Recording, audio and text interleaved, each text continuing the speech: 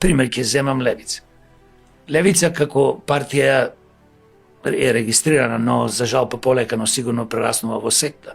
Зошто го викам ова? Затоа што има 6 пратеници. И по некоја основа на законот тие не добија пари како и ние. И сега тие се бунат и велат каде се нашите 400.000 евро.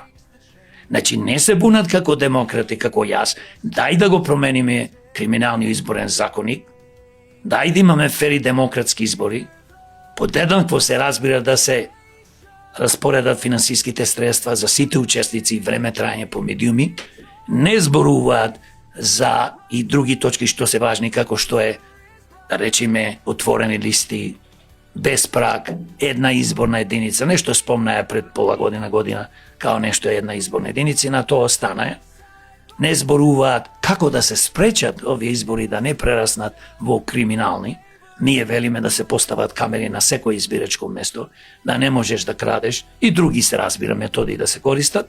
Значи, мене ме чуди една работа, што партии кои што пред да имаат своји представници во собрание, кажуваат приказни, но кога ќе дојдат на власт, не мора да владеат.